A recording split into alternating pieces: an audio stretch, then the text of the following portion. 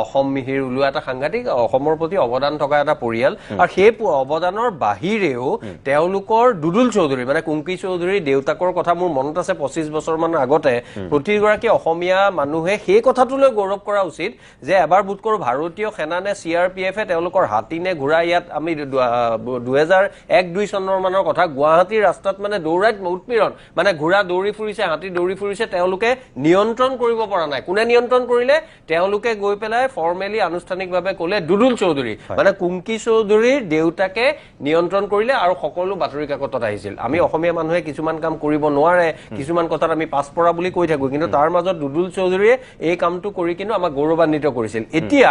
সেই কথাবোৰ নকয়বাৰ ঠিক আছে তেওঁ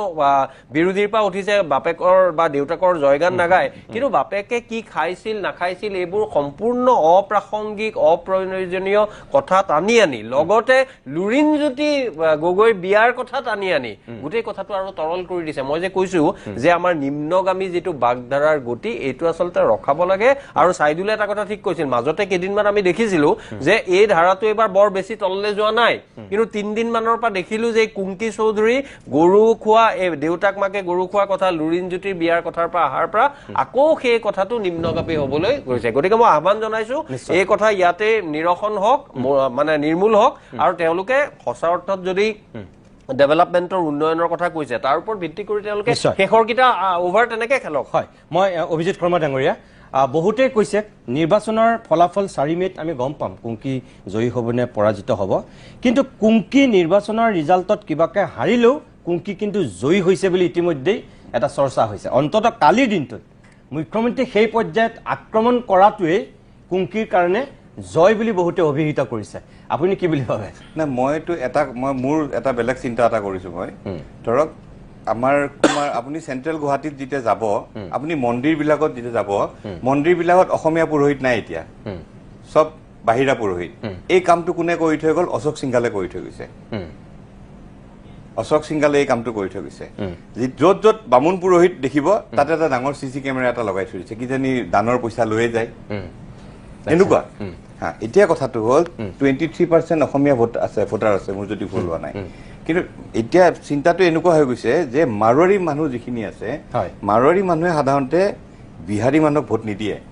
এইটো টেনচন হৈ গৈছে আপুনি চাবচোন ফেন্সি বজাৰত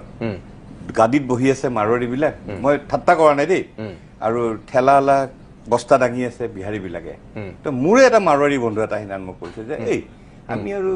ভোট দিম নে হেতক তো এইটো এটা টেনচন হৈ গৈছে চিন্তা এটা হৈ গৈছে দ্বিতীয়তে মই এটা সৰু কথা এটা কৈলো একদম শেষ কৰিব লাগিব সেইকাৰণে কৰি আমি যেতিয়া স্কুলত পঢ়ি আছিলো আমি মামাহঁতৰ ঘৰত যাওঁ ক'ত যাওঁ গৰম বন্ধত আমি মামাহঁতৰ ঘৰত যাওঁ আমাৰ যিবিলাক বিহাৰী মাৰোৱাৰী বন্ধু আছিলে তেওঁলোকে কি কৰে মামাহঁতৰ ঘৰ ক'ত তিনচুকীয়া ডিব্ৰুগড় ইয়াতে বহুত মাৰোৱাৰী অসম বিহাৰী মানুহ আছে যাৰ বিহাৰত জয়পুৰত কোনো নাই তেওঁলোক অসমৰে বাসিন্দা ককাকৰ দিনৰ পৰা সব অসমত কিন্তু সেই বুলি আমি তেওঁলোকক ৰাজনীতি কৰিব দিম নেকি আমাক শাসন কৰিবলৈ দিম নেকি ঠিক আছে সো বিজয় গুপ্তা অশোক সিংহালতৰ নিচিনা মানুহক কেণ্ডিডেট দিয়াটোৱে ভুল দিবই নালাগে আৰু দিয়াৰ পিছত আজি মুখ্যমন্ত্ৰীয়ে টেনচনত ভুগিব লগা 40 লাখ কাৰ্যকৰ্তা শৰ্মা ডেকা মই সাইদুল এটা শেষত একেবাৰে এটা বাক্যত মই যদি ক'বলৈ কওঁ যে মই শেষ কৰিব লাগিব একেবাৰে সময় নাই মই শেষ কৰিব লাগিব এটা বাক্যত যে অসমৰ মানুহক এই নিৰ্বাচনটোত এটা আহ্বান আমাৰ নিৰপেক্ষ ব্যক্তি হিচাপে শেষ আহ্বানটো কি হ'ব মই মাত্ৰ এটা কথা ক'ব খুজো এখন মূলা গাভৰুৰ দেশ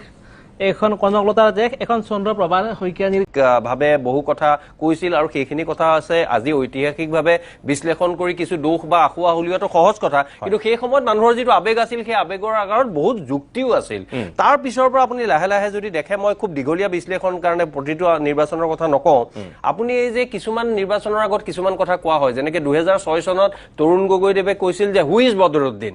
এই কথাটোত কিন্তু অসমীয়া মানুহৰ তেওঁলোকৰ এক যুক্তিযুক্ত আবেগ কিন্তু তাত প্ৰতিফলন ঘটিছিল তাৰ পিছৰ পৰা কিন্তু 2016 চনতো মই নঘটা বুলি নকওঁ 16 চনত জাতি মাটি ভেটি বুলি কওঁতে সকলোৱেতো ভাৰতীয় জনতা পাৰ্টি সমৰ্থন নকৰে মোৰ হেতু দলৰ আদৰ্শৰ লগত এটা গাঁথনিগত বিৰোধ আছে তথাপিও কিন্তু মানুহে আশা কৰিছিল যে এওঁলোকে হয়তো কিবা এটা কৰিব কিন্তু সেই বছৰৰে 3-4 মাহৰ পিছত সেপ্টেম্বৰ মাহতে পাৰপত্ৰ আইনৰ ক্ষেত্ৰত বিজেপি দলটোৱে নিজৰ যেতিয়া তেওঁলোকৰ আচল কথাবোৰ প্ৰমাণ দিলে যিটো দলে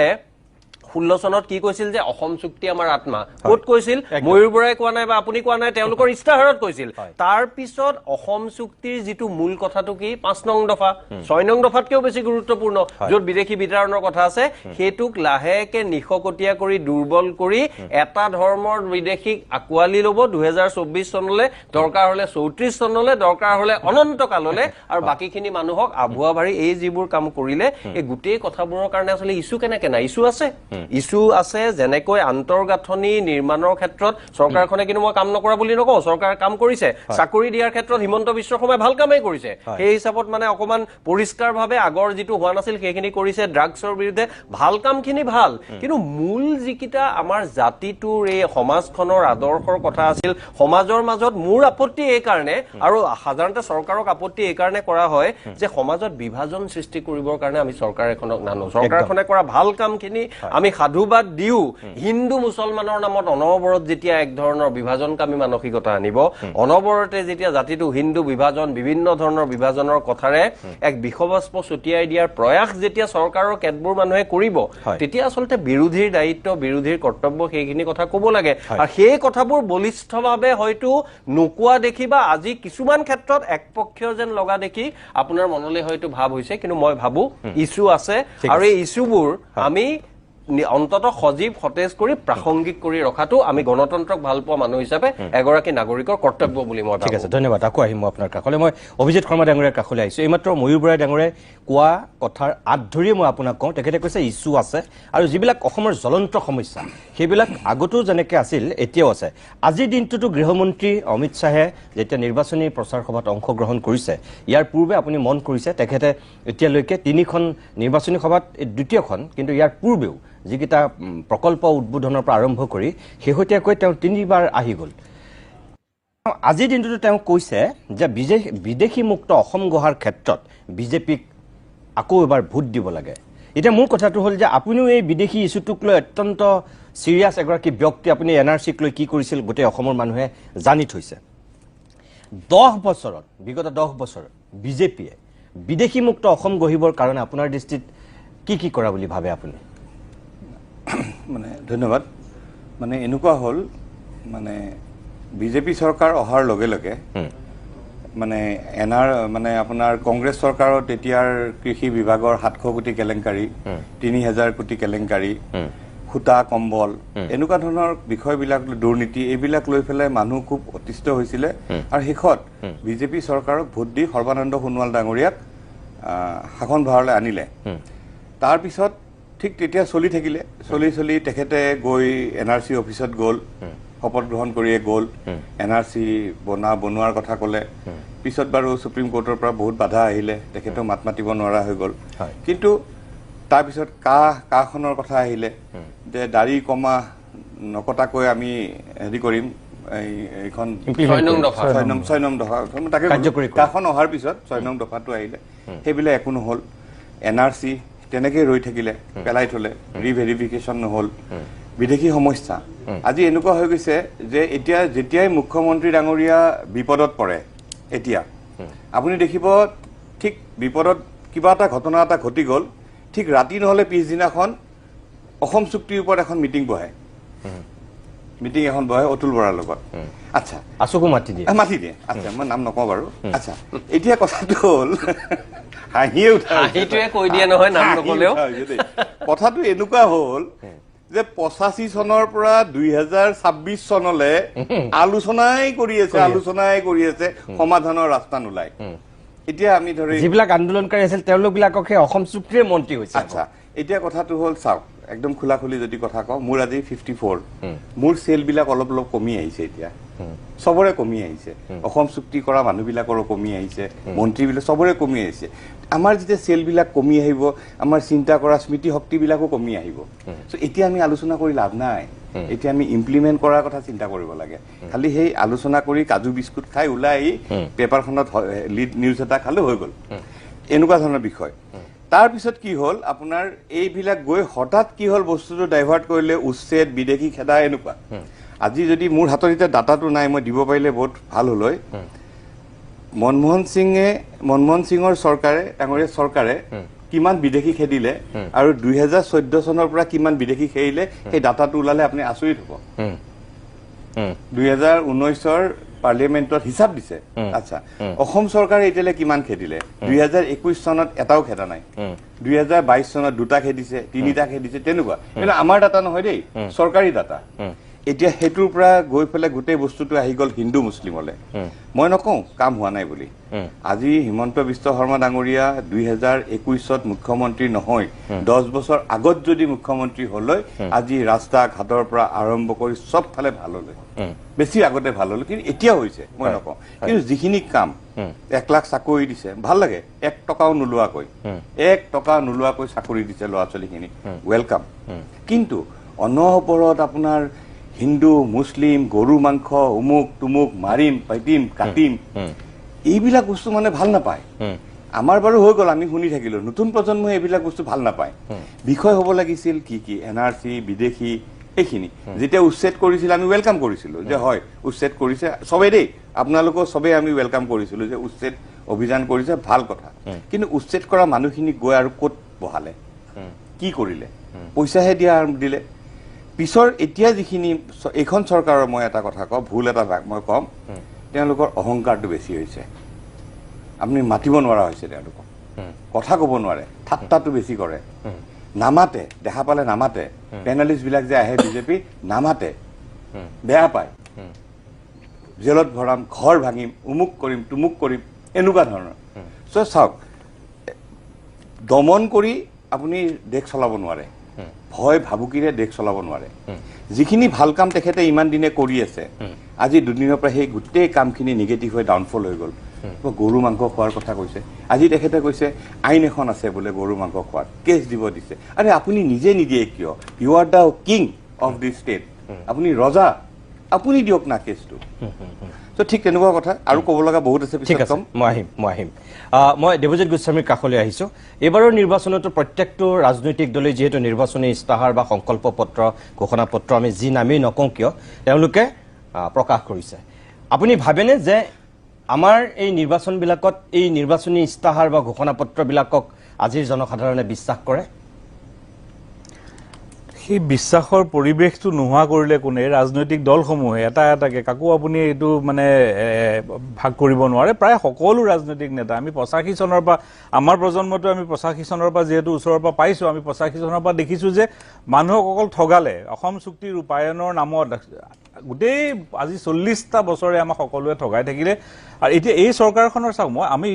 যিটো ডেভেলপমেণ্টৰ কথা আমাৰ সকলোৱে কৈছে মই কৈছো আপোনালোকৰ টকশ্বতে বিভিন্ন মাধ্যমেৰে কৈছে যিখিনি ডেভেলপমেণ্ট এতিয়া কণ্টিনিউৱাছ প্ৰচেছ সকলো চৰকাৰে ডেভেলপমেণ্টৰ কামখিনি কৰে আৰুনো কৰিব কি বিয়াগুম আইএছ অফিচাৰবিলাকে 2 লাখ 2.5 লাখ টকাকে দৰমহা লৈ পেলাই বিভিন্ন ইঞ্জিনিয়াৰ ইত্যাদি আমি যেতিয়া দিওঁ তেওঁলোকে কামেই কৰিব লাগিব ডেভেলপমেণ্টৰ কাৰণে তেওঁলোকক ৰখা হৈছে আৰু চৰকাৰে এটা পথ দেখাব এটা নীতি নিৰ্দেশন দেখাব আৰু তেওঁলোকক এটা ৰাস্তা দেখাব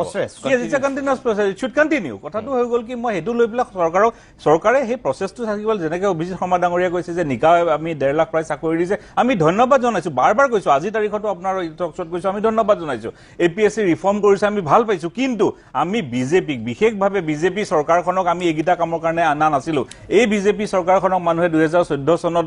মোদী ডাঙৰীয়া 2016 চনত আমি হিলদল ভাঙি ভোট দিয়া প্ৰথম কাৰণটো আছিলে যে তেখেতে অসম চুক্তি ৰূপায়ণ কৰিব আখৰে আখৰে ওপৰত আৰু এটা শব্দ আছিলে যে 16 মে আজি তাৰিখৰ 16 মেটো কি হৈ গ'ল এতিয়া আমি সৰু ল'ৰা-ছোৱালীবিলাকক যদি আজি প্ৰজন্ম খুলো যে এপ্ৰিল ফুল কি আমাৰ এনে জেনেৰেলি হোৱা হৈছে 1 এপ্ৰিল কিন্তু অসমৰ মানুহৰ কাৰণে হৈছে কি 16 মে ইজ এপ্ৰিল ফুল ডে এই যিটো ফুল ডে কথাটো হৈ গ'ল কি কিয় হৈছে কিন্তু নেৰেটিভটো তেওঁলোকে সৃষ্টি কৰিছে কি কৰিছে মানুহক বাৰে প্ৰতাৰণা দিছে মূল ইস্যুবিলাকৰ পৰা মানুহবিলাকক দূৰত ৰাখিছে এতিয়া আপুনি সুধিছিলে যে ইস্যু কি হ'ব ইস্যু কিয় নাই বিভিন্ন ধৰণৰ ইস্যু আছে হাজাৰটা আমাৰ ইয়াত ইস্যু আছে কিন্তু সেই ইস্যুবিলাকৰ যিহেতু সমাধান সূত্ৰ ওলাব পৰা নাই সেই ইস্যুবিলাকত যিহেতু চৰকাৰখনে কাম কৰিব পৰা নাই তেওঁলোকে কি কৰে এটা নেৰেটিভ দি দিয়ে এনেকুৱা এটা নেৰেটিভ দি দিয়ে আজি চাওক প্ৰত্যেকখন ৰাজনীতি মই যেতিয়া সময় পাইছো মই চাইছো প্ৰত্যেকজন লিডাৰে কিন্তু একেগিটাই কথা ইহাপে ঘুষমেটিয়া কো বাহাৰ কৰেংগে আৰে ভাই তুমি ভাৰতৰ প্ৰধান গৃহমন্ত্ৰী তোমাৰ ওচৰত গোটেই সমস্ত বিএছএফ আছে তুমি গোটেই বিশ্বৰ মানে একেবাৰে হেৰি ডাঙৰ লিডাৰ তাৰ পিছত আকৌ ঘুষমেটিয়াটো কৰপা আহিব লৈছে তাকো কৰপা আহিব এই বাংলাদেশৰ পৰা আজিও কৈছে এইবিলাক হিন্দী চিনেমা চাওক আগৰ চিনেমাবিলাকত শুনিবলৈ এইবিলাক ভাল হয় एक एक को चुन चुन के बाहर करेंगे घुसपेटिया को बाहर करेंगे এইবিলাক মানুহৰ বুৰ্বক নহয় যদি কোনবাই যদি তাৰ পাছতো যদি এইবিলাক কথা শুনি পেলাই তাত হাত তালি দিছে সেই মানুহবিলাকক সেইবিলাকৰ কোনো মানে মন মগজু নথকা মানুহ তেওঁলোকৰ ৰাজহাক আমি নাথকা মানুহে তাত গৈ পেলাই হাত চাপৰি দিব পাৰে সেই কথাখিনি বুজা আৰু অসমীয়া মানুহ তেনেকুৱা নাছিলে অতি স্বাভিমানী এই জাতিটো আছিলে এই জাতিটোক আজি কি কৰিছে আপোনালোকে এই কথাবিলাক উপস্থাপন কৰিব আজি আপোনাৰ ফ্ৰী চাউল দিছে কিয় ফ্ৰী চাউল লাগে আমি কাম কৰি কষ্ট কৰি খোৱা মানুহ ভাৰত স্বাধীনতা সময়তে আমাৰ জিডিপি ভাৰতৰ জিডিপি এভাৰেজতকৈ আমাৰ বেছি আছিলে উই কন্ট্ৰিবিউটেড 2.6 টু ইণ্ডিয়াৰ জিডিপি আজি কিমান হৈছে জানে 1.6% হৈছে কিয় হৈছে কিয় মানুহবিলাকক আমি কৰ্মবিমুখ কৰিছো আমাৰ ইয়াৰ প্ৰকৃতি আমাক সকলো দিছে অইল দিছে গেছ দিছে কয়লা দিছে চূণশিল দিছে বিভিন্ন মিনাৰেল দিছে আজি গোটেই পৃথিৱীখিনি ৰেয়াৰ আৰ্থ মেটেৰিয়েলৰ ওপৰত মিনাৰেলৰ ওপৰত লাগি আছে গোটেই পৃথিৱী যুদ্ধ হৈছে কিন্তু আজি অসমত বিভিন্ন জেগাত নৰ্থ ইষ্টৰ বিভিন্ন জেগাত ৰেয়াৰ আৰ্থ আছে পানীৰ পৰা আৰম্ভ কৰি ফৰেষ্ট ৰিচোৰ্চ চব আছে তথাপি আমি দুখীয়া হৈ পিছ পৰি আছো কিহত মানুহবিলাকক ব্যস্ত কৰি ৰাখিছে 1250 টকাত মানুহবিলাকক ব্যস্ত কৰি ৰাখিছে আপোনাৰ 5 কেজি চাউলত এতিয়া কৈছে বোলে দাইল 1 কেজি দিম আকৌ মিঠাতেলো দিম আৰু কালি কোনোবা এজন মহাপুৰুষ মন্ত্ৰী এজনে কৈছে বোলে তেখেতে বোলে আমুল তাজাও দিব এইবিলাক অসমীয়া জাতি আমুল তাজা ল'বৰ কাৰণে দাইল 1 কেজি ল'বৰ কাৰণে বহি থকা নাই আমি স্বাভিমানী জাতি আমি কাম কৰি খোৱা মানুহ আমাক এইবিলাকত নিদিব মই মানুহবিলাকক আপোনাৰ অনুষ্ঠানৰ জৰিয়তে এইটোৱে ক'ব বিচাৰিছো যে এইবিলাকত ভুল নাযাব আপোনালোকে বিচাৰক যে অসমখন বিহাৰৰ নহয় এখন গুজৰাট নহয় তাত পানী তাত একোৱেই নাই আমি সব ফালেদি প্ৰকৃতি আমাক দিছে আমি আৰু সবতকে আমাৰ অসমীয়া জাতি কি আছিলে ডাঙৰ কথা জানে আমি ধৰ্মৰ ভিত্তিক আমি জাতি গঠন প্ৰক্ৰিয়া আমাৰ হোৱা নাছিলে এইটোৱে সকলো গোটেই পৃথিৱী যুগত ধ্বংস হৈছে অকল ধৰ্মৰ নামত যি দেশখনে আজি চাওক ভাৰত আৰু পাকিস্তান একেলগতে স্বাধীন হৈছিলে কিন্তু ভাৰতত আজি ধৰ্মক আৰু এই সিস্টেমটো আজি 10-12 বছৰহে হৈছে আগতে নাছিলে আজি ভাৰত গৈ পেলাই এটা কোট পালেগি আৰু পাকিস্তানৰ অৱস্থা চাওক বাংলাদেশত যেতিয়ালৈকে ধৰ্মীয় সিস্টেমটো নাছিলে তেওঁলোক আগবাঢ়ি আছিলে জিডিপি গ্ৰো কৰি আছিলে কিন্তু আজি ধৰ্মকৰণ যেতিয়া ধৰ্মীয় যেতিয়া বস্তুটো আহি গ'ল তেতিয়া তেওঁলোকে ধ্বংস কৰা হত আহিছে অসমতো এইটো যে বুজ ল'ব নিদিব আমি আমাৰ জাতি প্ৰক্ৰিয়াটো হৈ গ'ল কি আমি অসমীয়া আমি সকলো জাতি ধৰ্ম ভাষা নিৰ্বিশেষে আমি সকলোকে লৈ পেলাই এখন বৃহত্তৰ অসমৰ বনোৱাৰ স্বাৰ্থত আমি কাম কৰিব লাগিব এইকাৰণে এই নেৰেটিভটো দিব ৰাজনৈতিক দলে দিব সকলো ৰাজনৈতিক দিব আজি বিজেপি আহিব কালি কংগ্ৰেছ আহিব কালি এই অসম গণ পৰিষদ আহিব বিভিন্ন ধৰণৰ কথা কিন্তু ক'ব কিন্তু মানুহে আপোনালোকে ভুল নাযাব চাওক যদি বিজেপি সঁচাকে মুছলমানক অচিনাকি বুলি ক'লেহেঁতেন ভাল নাপালেহেঁতেন তেওঁলোকে এজিপিত গৈ পেলাই 13 জন মিয়া মুছলমানক গৈ পেলাই টিকেট দিব দিছে তেওঁলোকৰটো এইটো বন্ধু পাৰ্টি হয় তেওঁলোকে নিজে নিদি পেলাই তেওঁলোকে এজিপিক এটা মাইনৰিটি সেল হিচাপে ব্যৱহাৰ কৰিছে আৰু এই অসম গণ পৰিষদৰ যিবিলাক ৰাজহাৰ নথকা কিছুমান লিডাৰ তেওঁলোকৰ এটাই হৈ গ'ল কি 2-4 জনে মন্ত্ৰী হ'ব লাগে যিকোনো প্ৰকাৰে ৰাজপাত খাব লাগে 85 চনৰ পৰা তেওঁলোকৰ যাতে থাকিব আৰু মানুহক বুৰ্বক বনাই গৈ আছে আৰু আমি মানুহ আজি ক'ব মই বাধ্য হৈছো যে এছাম মানুহ কিন্তু সঁচাকে বুৰ্বক হ'লে আপোনালোকে গতি কৰিছে বুৰ্বক বুলি আপোনালোকক ক'ব পৰা হৈছে যে আপোনালোকে যি কথা কয় হেতুকে বিশ্বাস কৰিবলৈ হেফালে গতি কৰি আছে গোটেই অসমখনক যিবিলাক সাম্প্ৰদায়িক কথা বতৰা বেছি মুকলিকে কৈছিল নিৰ্বাচন যেতিয়া ঘোষণা হ'ল আৰু এটা ফেজত গোটেই অসমত নিৰ্বাচন ঘোষণা হ'ল সেই পৰিৱেশটোৰ পিছত কিন্তু কিছু পৰিমাণে কথা বতৰাবিলাক অকণমান চকটো কমিছিল যোৱাকালি সেই কুংকি চৌধুৰীৰ গোটেই বিষয়টো মুকলিকে অহাৰ সেই সময়খিনিতে গতিকে এই গোটেই কথা বতৰাটো অকণমান ভাল দিশ বুলি আমি প্ৰথমতে ভাবিছিলোঁ যদিও পৰৱৰ্তী সময়ত এই ভাল দিশটো কিমান সময়লৈকে ভাল দিশ হৈ থাকে বা কিমান ভাল দিশ হৈ থাকিব এইটো এটা অন্য বিষয় দ্বিতীয় ভাল দিশ যদি মই চাওঁ যে সেইটো হৈছে গোটেই অসমত নিৰ্বাচনক লৈ পেলাই যিটো পৰিৱেশ পূৰ্বতে গঢ় লৈ উঠে যে নিৰ্বাচন মানে আমাৰ বিহুতকেও এটা ৰমক জমক বেলেগ পৰিৱেশ প্ৰতিজন মানুহৰ গা ৰাইজ যায় কৰে বিহুটোৱে আমাৰ যেনেকৈ চুই যায় তাতকৈ নিৰ্বাচনটোৱে প্ৰতিজন মানুহক চুই যায় তেনেকুৱা পৰিৱেশ এটা নিৰ্মাণ হয় এইবাৰ ক'ৰবাত কিন্তু নিৰ্বাচনৰ এই প্ৰেক্ষাপটটোত ৰাজনৈতিক যিবিলাক প্ৰাৰ্থী আছে প্ৰাৰ্থীবিলাকে কিন্তু কিছু পৰিমাণে হ'লেও এইবাৰ চিন্তাত পৰিব লগা হৈছে যে আচলতে মানুহবিলাকৰ হৈছে কি কাৰণ পূৰ্বৰ নিচিনা একেবাৰে ৰমক জমক পৰিৱেশ গাঁৱে ভূঞে যিটো চিন্তা হাল্লা চিল্লা ইটোৱে সিটোলৈ কাজিয়া এই পৰিৱেশটোতকৈ মই কিন্তু এনেকুৱা পৰিৱেশত দেখিছোঁ এটা যদি বিজেপিৰ কাৰ্যালয় আছে তাৰ কাষতে আকৌ কংগ্ৰেছৰ কাৰ্যালয় পাতি পেলাই কমচে কম এটা গাঁওখনৰ মাজত যিটো সমিল মিল এটা মানুহৰ মাজত যিটো মিল সেইটো কিন্তু ৰাইজৰ মাজত কিন্তু কিছু পৰিমাণে পূৰ্বতকৈ মই সেই পৰিৱেশটো দেখিছোঁ খুব হৈ হাল্লা চিঞৰ বাখৰ গণ্ডগোলতকৈ কিন্তু এইবাৰ নিৰ্বাচনী প্ৰেক্ষাপটটো মানুহ কিন্তু কিছু পৰিমাণে খুব যেন হৈ হাল্লাত সোমাব খোজা নাই কিছু ঠাণ্ডা হৈ আছে এই কথাটো কিন্তু মই অনুভৱ কৰিছোঁ আৰু এইটো কি কাৰণে হৈছে মই কথাটো ক'ব নোৱাৰোঁ হয়তো কিবা মানুহৰ সাংঘাতিক নিৰ্বাচনটোৰ প্ৰতি উৎসাহ নোহোৱা পৰিৱেশ এটাৰ কাৰণে হ'ব পাৰে যদি নিৰ্বাচনৰ প্ৰতি এটা উৎসাহীন পৰিৱেশটো যদি হৈছে আৰু সেইটো যদি তেনেকুৱা কাৰণত হৈছে তেতিয়াহ'লে যদিও ভাল দিশ বুলি আমি আলোচনা কৰোঁ সেইটো গণতন্ত্ৰৰ কাৰণে এটা নিৰুৎসাহজনক খবৰ হ'ব পাৰে তাৰপিছত মই এটা কথা অত্যন্ত গুৰুত্বপূৰ্ণ এইটো হৈছে এই নিৰ্বাচনটো কেইবাগৰাকীও অত্যন্ত প্ৰতিভাশালী আৰু যুৱ যুৱক যুৱতীয়ে নিৰ্বাচনটোত অৱতীৰ্ণ হৈছে এইবাৰ অতি কম দিনৰ ভিতৰতে মধ্য গুৱাহাটী যিটো সমষ্টি এই সমষ্টিত কুংকি চৌধুৰী বুলি এগৰাকী সৰু ছোৱালী বয়সত 26-27 এনেকুৱা আমি যিখিনি পাইছোঁ 27 বছৰীয়া ছোৱালী এগৰাকী তেওঁ নিজকে প্ৰাৰ্থী হিচাপে প্ৰক্ষেপ কৰিছে আৰু প্ৰক্ষেপ কৰিবলৈ যিজনে কেম্পেইন কৰিছে ইমান পজিটিভ কেম্পেইন এটা ক'তো নিগেটিভিটি নাই কাৰো বেয়া কথা কোৱা নাই তেওঁ গোটেই মানুহক মাত দিছে দি পেলাই এই নিৰ্দিষ্ট এলেকাত গৈ পেলাই সমস্যাটোক তেওঁ দাঙি ধৰিব চেষ্টা কৰিছে এই যিটো এটা অবজেক্টিভ এটা পলিটিকেল কেম্পেইন এটা কালচাৰ তেওঁ আনিব খুজিছে এইটো মই এটা ভাল দিশ বুলি ভাবোঁ আৰু একে সময়তে ডক্টৰ জ্ঞানশ্ৰী বৰা তেওঁ নিজকে প্ৰক্ষেপ কৰিছে প্ৰাৰ্থী হিচাপে শিক্ষিত ছোৱালী তেনেকৈ চাকৰি এৰি পেলাই আহি ৰাজনীতি কৰিছে চাকৰি এৰি পেলাই যোৱা বহুত মানুহ আহিছে কিন্তু মই এই সময়খিনি এটা কথা ক'ব খুজিছোঁ যে যিটো সময়ত বহুত মানুহ আহিব পাৰে কিন্তু তেওঁ এগৰাকী য়ং সেইটো কথা মই সেই কথাটো এনেকে ক'ব খোজো যে জেনজিক লৈ পেলাই যেতিয়া মানুহে বিভিন্ন নিগেটিভ কথা কয় সেই সময়তে এই জেনজিৰ যিবিলাক চিন্তা চৰ্চা এই নিৰ্বাচনৰ লগত সম্পৃক্ত হৈছে বা জ্ঞানশ্ৰী বৰা কুংকিৰ নিচিনা ছোৱালী যেতিয়া ওলাই আহিছে তেতিয়া মই ভাবোঁ যে অলপমান নিৰ্বাচনী যিটো প্ৰেক্ষাপট এই প্ৰেক্ষাপটটো অকণমান বেলেগ ধৰণে নিৰ্মাণ হোৱাৰ এটা সুযোগ আছে এইকাৰণে মই কথাটো ক'ব খুজিছোঁ যে আজিৰ তাৰিখত জেনজি শব্দটো আমাৰ অসমত এতিয়া নিগেটিভলি মানুহে চাব খুজিছে যে জেনজি মানে যেন আন্দোলন জেনজি মানে যেন ক'ৰবাত গ'লে ভঙা চিঙা কৰি দিব চৰকাৰ আনিবৰ কাৰণে গোটেই বাংলাদেশৰ নিচিনা পৰিৱেশ হ'ব নেপালৰ নিচিনা পৰিৱেশ হ'ব সেই কথাটো তেতিয়াহ'লে ক'ব খোজা হৈছে মই এই জেনজিৰ যিটো ধাৰণা এটা অসমত এটা নতুন ধৰণে দিব খুজিছে তাৰ বিপৰীতে কিন্তু কুংকিৰ নিচিনা ছোৱালী জ্ঞানশ্ৰীৰ নিচিনা ছোৱালী যেতিয়া ওলাই আহিছে এই কথাটো কিন্তু মই অত্যন্ত গুৰুত্বপূৰ্ণ বুলি ভাবোঁ আৰু এই নিৰ্বাচনটো এইটো এটা ভাল দিশ আৰু তাৰ লগে লগে এটা গুৰুত্বপূৰ্ণ কথাটো হৈছে এই কথাটো কিন্তু নিগেটিভ হ'লেও মই ক'ব লাগিব যে মানুহৰ মাজত কিন্তু এইবাৰ নিৰ্বাচনটোক লৈ পেলাই যিটো একেবাৰে সাংঘাতিক ৰমকজমক পৰিৱেশ কেৱল সমৰ্থকৰ মাজত কিন্তু লিমিটেড এতিয়া হাই কাজিয়া হৈছে ক'ৰবাত খেলি মেলি হৈছে এই সমৰ্থকৰ মাজত যে হৈছে সাধাৰণ ৰাইজ কিন্তু কেতিয়াও এই কথাটোৰ লগত সম্পৃক্ত হোৱা যেন মোৰ অনুভৱ হোৱা নাই আৰু এই কথাটো আমি দেখিছোঁ এই গোটেই কথা বতৰাৰ মাজত নিগেটিভ ইমান বেছি কিন্তু পজিটিভ বিচাৰিব লাগিলে মই যথেষ্ট পৰিমাণে এই কথাটোত গুৰুত্ব দিব লাগিছে কিমান চেকি পজিটিভ কথা ক'ম এইকেইটা মোৰ মনলৈ আহিছে ঠিক আছে মই চাইদুলৰ লগত মই যোগ দি পেলাই কওঁ যে যেনেকৈ কুংকি চৌধুৰীয়ে তেনেকুৱা পলিটিক্স কৰিছে একেধৰণে কিন্তু হিতেন্দ্ৰনাথ গোস্বামী আৰু গৌৰৱ গগৈও যোৰহাটত কিন্তু কেতিয়াও সেই লেতেৰা কথা বতৰা কৈ ইজনে সিজনক গালি গালাজ পাৰি এইবোৰ কৰা নাই অলকনাথ আৰু পৃথ্বীৰাজ ৰাভা তেওঁলোকে ইজনক সিজনক বেয়াকৈ ক'তো গালি গালাজ কৰা নাই আমাৰ ইয়াত দীপলু ৰঞ্জন আৰু ইয়াত শান্তনু বৰা তেওঁলোকেও কিন্তু তেনেকুৱা বেয়া ৰাজনীতি কৰা নাই মই খুমটাইলে নিজে কৈছোঁ খুমটাইত মই মৃণাল শইকীয়া কেম্পেইনটো মৃণাল শইকীয়া কৈছে যে ভাষণ এতিয়া কিয় দিম যি মই কাম কৰিছোঁ তাৰ ওপৰত মোক ভোট দিব যদি ভাল কাম কৰিছোঁ ভোট দিব ভাল কাম যদি মই কৰা নাই ভোট নিদিয়ে এতিয়া মই ভাষণ দি পেলাই মিছা কথা ক'বলৈ নাযাওঁ এই যিটো নতুন এটা ধাৰা এই ধাৰাটো কিন্তু অত্যন্ত গুৰুত্বপূৰ্ণ প্ৰাৰ্থীৰ মাজত সেইটোকে ক'লো যে আমি অকল বেয়া কথা পাতিলেও নহ'ব মানে এইখিনি ভাল এইখিনি দেখুৱাইছে যেতিয়া ৰাজেন গোহাঁইক যেতিয়া বৰহমপুৰত গো বেক দিছিল সেই সময়তে কিন্তু এগৰাকী দলীয় প্ৰাৰ্থী তেওঁ কিন্তু কৈছে যে এই ধৰণৰ কালচাৰ হ'ব নালাগে এইটো কোনো দলৰ মানুহক বাধা দিব নালাগে ৰাজপথটো ৰাইজৰ মানে এতিয়া ধৰক 10 বছৰ আমি বিজেপিৰ শাসন দেখিলোঁ তাৰ আগত 15 বছৰ আমি কংগ্ৰেছৰ শাসন দেখিছিলোঁ মোটামুটি আমি 25 বছৰৰ যদি ৰাজনীতিৰ কথা কওঁ এতিয়া 10 বছৰ পুৰা বিৰোধীৰ আসনত থাকিবলগীয়া হৈছে সেই 15 বছৰ শাসন কৰা দলটোৱে আপুনি কি দেখিছে যে এই 10 বছৰত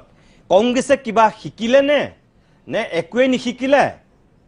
নে অলপ কিবা মানে তেওঁলোক অগ্ৰসৰ হৈছে মানে শিকাৰ ক্ষেত্ৰত যদি আপুনি বিভাগ দিব লাগে তেতিয়াহ'লে তৃতীয় বিভাগ বা কম্পাৰ্টমেণ্টেল মই তেনেকৈ ক'ম মানে তেওঁলোকৰ আৰু সেইটো কিন্তু এনেকুৱা কথা নহয় যে কংগ্ৰেছ দলত গোটেইবোৰ বেয়া মানুহ আছিল বা আছে বা আন দলৰ মানুহবোৰ আপেক্ষিকভাৱে ভাল কংগ্ৰেছ দলৰ যিটো তেওঁলোকৰ আদৰ্শগত স্থিতি চেণ্ট্ৰিষ্ট বা লেফ্ট অফ চেণ্টাৰ দলৰ তেওঁলোকৰ তেনেকুৱা ধৰণৰ অসুবিধা থাকে মানে কোনোবা যেতিয়া বাওঁপন্থী বা সোঁপন্থী চিন্তাধাৰাত বিশ্বাস কৰে তেওঁলোকৰ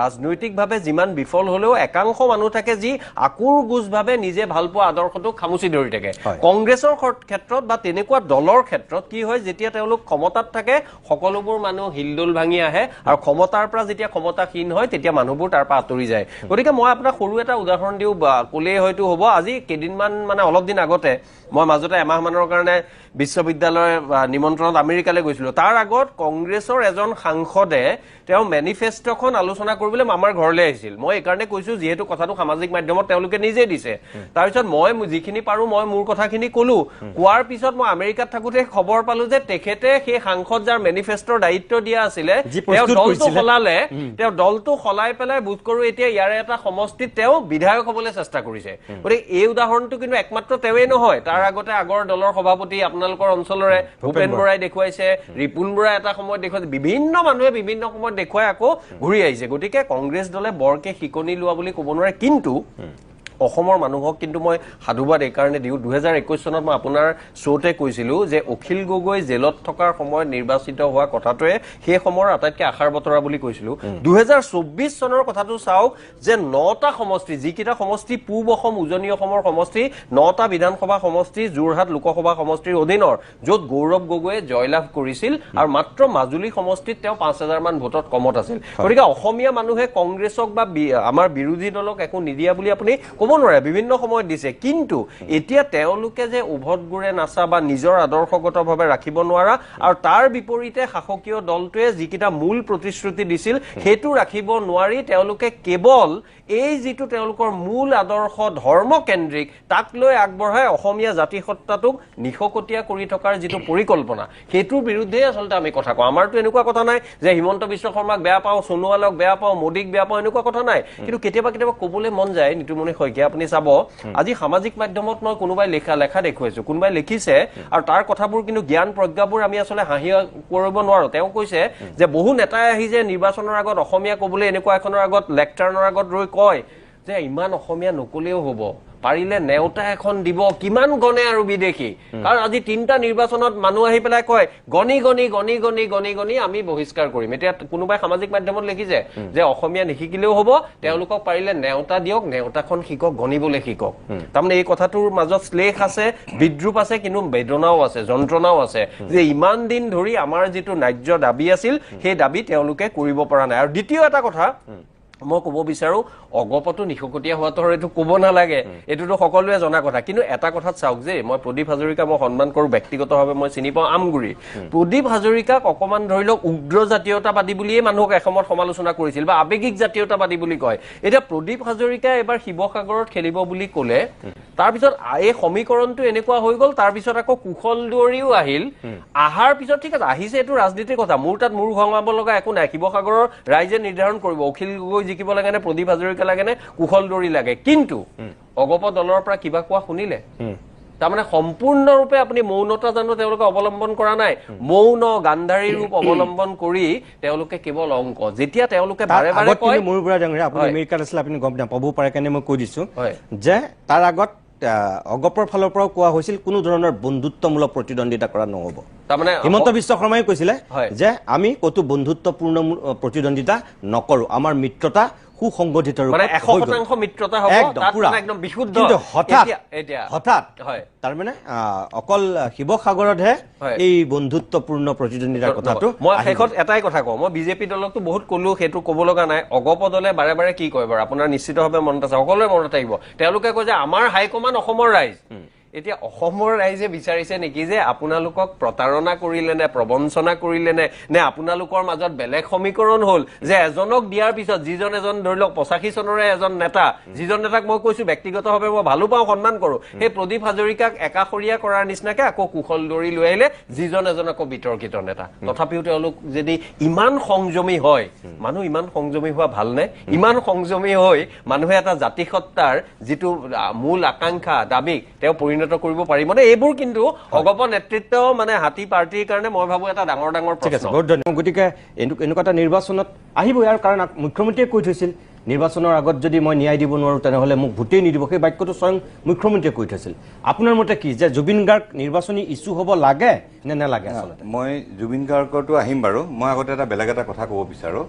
যোৱাকালি আপোনালোকৰ এটা শ্ব'ত মই দেখিলো যে RSSৰ এজন কাৰ্যকৰ্তা আপোনাৰ তাতে আহিছিলে হিতেশ্বৰ চক্ৰৱৰ্তী হয় আজি চাব অসমৰ মানে RSSৰ যিসকল বিয়াগুম নেতা তেখেতসকল আজি নিমাত মনে মনে আছে আৰু কাৰ্যকৰ্তাবিলাক ওলাই আহিছে আজি আপোনাৰ শ্ব'টো আহিছে কথাবিলাক ক'লে আজি চাব না মই আপোনাক সেইটো কথা সোধা কথা আছিল আপুনি কৈ দিয়ক তেনেহ'লে মই কৈ দিছোঁ আপুনি আজি সম্পূৰ্ণৰূপে জয়ন্ত দাসৰ পক্ষত অৱস্থান লৈছে মই পিছলৈ আপোনাক কৈ দিছিলোঁ আপুনি এতিয়া ক'ব বিচাৰিছে কাৰণে কৈ দিছোঁ জয়ন্ত দাসৰ ক্ষেত্ৰত কি হ'ল তেখেতেও জয়ন্ত দাসৰ পক্ষত স্থিতি লৈছে জয়ন্ত দাসৰ ক্ষেত্ৰত কি হ'ল জয়ন্ত দাসৰ পক্ষত APWA স্থিতি লোৱা নাই অভিজিৎ শৰ্মাই লৈছে আৰু আমাৰ বন্ধুবিলাকে লৈছোঁ আমি কাৰণ জয়ন্ত দাস সঁচাই এজন ভাল মানে ব্যক্তি আমি পবিত্ৰ মানে মাৰ্ঘেৰিটাৰ পৰা অহা এজন মানুহক ভোট দিব নে গোপাল বড়ো স্কুলত পঢ়া অসমৰ দিছপুৰৰ মানুহজনক ভোট দিব এইটো এটা পইণ্ট আছিলে দ্বিতীয় কথাটো হ'ল 6 জানুৱাৰী 2026 মোক এজনে ফোন কৰিলে নৱ তালুকদাৰ যে অভিজিৎ দা ছাৰে কথা পাতিব ফোনটো দিলে ল'লোঁ হেল্ল' অভিজিৎ মই বৈদ্যুতে কৈছোঁ বোলো কওকচোন বোলে আমি আপোনালোকৰ অফিচত যাব বিচাৰোঁ আমি অলপ অসমৰ আহিব লগা ইলেকশ্যনৰ বিষয়ে অলপ কথা পাতিম তো 7 তাৰিখে 4:26 মই তেখেতক এটা হোৱাটছআপ মেছেজ দিলোঁ যে আমি নবহোঁ আপোনালোকৰ লগত কিবা যদি পৰামৰ্শ লাগে আপোনাৰ ইমেইল আইডিটো দিব আমি কৈ দিম ঠিক তাৰ কেইদিনমান পিছতে প্ৰদ্যুৎ বৰদলৈ জাপ মাৰিছে বিজেপিত জাপ মাৰিছে এতিয়া আপোনাৰো মনত থাকিব এন্ধাৰৰ ৰজা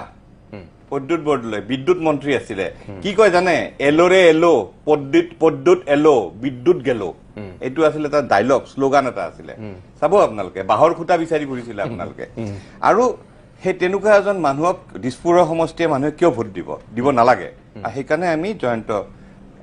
দাসৰ সমৰ্থনত গৈছোঁ এতিয়া মই এটা বেলেগ কথা কওঁ আজি RSSৰ বিয়াগুম যিবিলাক নেতা তেওঁলোকে আজি বিজেপি চৰকাৰে কৰা ভুলখিনি যেনেকৈ পেৰাচুট লেণ্ডিং কৰোৱা খেলি মেলি কৰা এইবিলাকত তেওঁলোকে মাতিব নোৱাৰে তেওঁলোকে যদি মাতে মতাৰ লগে লগে মুখ্যমন্ত্ৰী হিমন্ত বিশ্ব শৰ্মাই যেতিয়া মুখখন খুলিব এই RSSৰ ডাঙৰ ডাঙৰ নেতাবিলাক অসমতে থাকিব নোৱাৰিব কিয় আপুনি যদি চাব যায় এজন ডাঙৰ নেতা আছে তেওঁৰ ঘৰত যদি যায় বংশ পৰিয়ালৰ চবে চাকৰি কৰে বা ল'ৰাজনে ভতিজা ল'ৰাজনে পাছ কৰাই নাই পোষ্ট ৰিজাৰ্ভ কৰি ৰাখিছে 1 বছৰৰ পৰা নলবাৰী মেডিকেল কলেজত যাওক আপুনি ডক্টৰৰ কেণ্টিনত কোনে কি খাব এই RSS নেতাজনৰ ঘৰৰ পৰা চলে নলবাৰী ষ্টেডিয়ামখন যাওক তেওঁ মেট্ৰিক পাছ কৰিছে নে কি কৰিছে আমি একো নাজানো ইঞ্জিনিয়াৰে নে কি কিন্তু ষ্টেডিয়ামৰ কণ্টেক্টটো তেওঁলোকে পায় এই RSS নেতাবিলাকে পায় আপুনি যিকোনো এখন মেডিকেলত যাওক বা চৰকাৰী এটা অফিচত যাওক তাৰে ইটাটো আৰু RSSৰ নেতাজনৰ ঘৰৰ ইটাটো চাব একেই এইবিলাক চব মানে বান্ধি থৈ দিছে যাৰ কাৰণে তেওঁলোকে এতিয়া মাতিব নোৱাৰা হৈছে আৰু কাৰ্যকৰ্তাবিলাক এতিয়া ওলাই আহিছে মাতিবলৈ কাৰ্যকৰ্তা ওলাই এতিয়া কথাটো হ'ল জুবিন গাৰ্গৰ কথা মই কৈ দিওঁ মই কৈছোঁ জুবিন গাৰ্গৰ ক্ষেত্ৰত মইতো এতিয়ালৈ চাগে টকশ্বই কৰিলোঁ 7টামান প্ৰতিদিন টাইমত জুবিন গাৰ্গক লৈ নিউজো বাচিছে এতিয়ালৈ 20-25টামান আকৌ কওঁ জুবিন গাৰ্গৰ মৃত্যুটো আচলতে এনেকুৱা হ'ব লাগিছিল ছিংগাপুৰলৈ লৈ গ'ল কোনে নিলে এইখন চৰকাৰৰ দিনত জুবিন গাৰ্গৰ মৃত্যু হ'ল বন্ধুৱে কৈছে এইখন চৰকাৰৰ চৰকাৰী কাৰ্যসূচীত যাওঁতে মৃত্যু হ'ল যোনে নিলে যোনে অৰ্গেনাইজ কৰিছে তেওঁলোকক তদন্ত আওতাত আনিলে গোটেই বস্তুটো হ'ল কিন্তু মুখ্যমন্ত্ৰী ডাঙৰীয়া হঠাৎ কৈ দিলে যে জুবিনক হত্যা কৰা হৈছে এজনে মাৰিছে 4জনে সহযোগ কৰিছে আৰু যেতিয়ালৈ আমি জুবিনক ন্যায় দিব নোৱাৰোঁ তেতিয়ালৈ আমাক ভোট দিব নালাগে এইটো কথা ক'লে লাগি গ'ল হাহাকাৰ তাৰপিছত কি কৰিলে আমিও জুবিন আৰু কিবা এটা সমদল ওলালে নলবাৰীৰ পৰা এইবিলাক ৰাজনীতি আৰম্ভ হৈ গ'ল যেতিয়া এই ৰাজনীতিবিলাক আৰম্ভ হৈ গ'ল বিৰোধী বহি থাকিব নেকি ইফালে এটা নেৰেটিভ ওলাই গ'ল যে জুবিনক যদি ন্যায় নিদিয়ে বিজেপিক ভোট দিব নালাগে এনেকুৱা ধৰণৰ এটা নেৰেটিভ ওলাই গ'ল তাৰপিছত গৌৰৱ গগৈ হয়তো তৰুণ গগৈ চৰকাৰৰ এটা কথা কৈ লওঁ মই যেতিয়া তৰুণ গগৈ চৰকাৰ আহিছিলে ইষ্টাৰত লিখা আছিল গুপ্ত হত্যাকাৰীক শাস্তি দিব গুপ্ত হত্যাৰ ন্যায় দিব ন্যায় পালে জানো গুপ্ত হত্যাকাৰী শাস্তি পালে জানো আৰু এতিয়া একেই তেখেতৰ পুত্ৰ গৌৰৱ গগৈ কংগ্ৰেছে লিখিছে কি যে 100 দিনৰ ভিতৰত জুবিনক ন্যায় দিব ঠিক আছে আমি বেয়া পাইছোঁ আমি কিবা এটা ক'ব ওলাইছিলোঁ ক'লো হয় AGPয়ে লগালগ ইস্তাহাৰত জুবিনৰ কথাটো লিখি দিলে জুবিন ক্ষেত্ৰখনৰ কথা লিখি দিলে চ' ঠিক তেনেকুৱা এতিয়া মুখ্যমন্ত্ৰী ডাঙৰীয়াই কৈছে জাজে ন্যায় দিব নেকি মই ন্যায় দিম নেকি এনেকুৱা ধৰণৰ কথা কিন্তু নতুন প্ৰজন্ম জেনজি বুলি যিটো কওঁ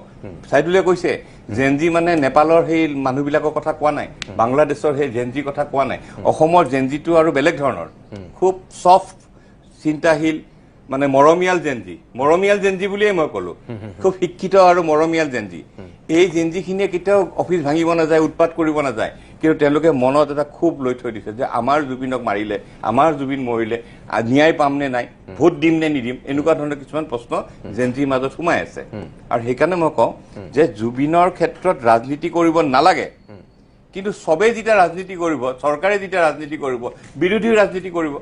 সেইদিনাখন পৰিয়ালৰ মানুহজনে কৈছে জুবিনৰ ক্ষেত্ৰত ৰাজনীতি কৰিব নালাগে ৰাইজে ন্যায় দিব ৰাইজে কেনেকৈ ন্যায় দিব ন্যায় লৈহে ন্যায় দিব কালি যদি বেল পাই পেলাই যদি ওলাই আহে যদি তেওঁলোকে দুখমুক্ত হৈ ওলাই আহে যদি ৰাস্তাত বিচাৰি পায় তেতিয়া ৰাইজে ধৰিব সেইটো ৰাইজে ন্যায় দিয়া বুলি ক'ব কিন্তু বৰ্তমান যি হ'ব ন্যায়ালয়ৰ মাজতে হ'ব আৰু একেলগে কৈ থৈ দিওঁ জেনজিৰ কথা যিহেতু ওলাইছে শিক্ষিত এজনী ছোৱালী বাহিৰৰ পৰা পঢ়ি আহি তেওঁ চেণ্ট্ৰেল গুৱাহাটীত কুংকি চৌধুৰী এতিয়া শিক্ষিত ছোৱালী কওঁতে এজন আৰু আছে আমাৰ তাতে গুপ্তা তেওঁ এতিয়া ডক্টৰ লিখি লৈছে এতিয়া ডক্টৰটো বা কেতিয়া ল'লে ক'ৰ পৰা ল'লে নাজানো তেখেত কিন্তু তেওঁ যিটো 74ত BSc পাছ কৰা এইটো অলপ ডাউট আছে মইতো বহুত ডক্টৰ লোৱা মানে 60,000 টকা দিলে ডক্টৰ পায় আজিকালি মানে মেট্ৰিক পাছ কৰা হায়াৰ ছেকেণ্ডেৰী পাছ কৰা মানুহ মই দেখিছো আগত ডক্টৰ লিখিলো আজিকালি চ' এইটো ডাউট আছে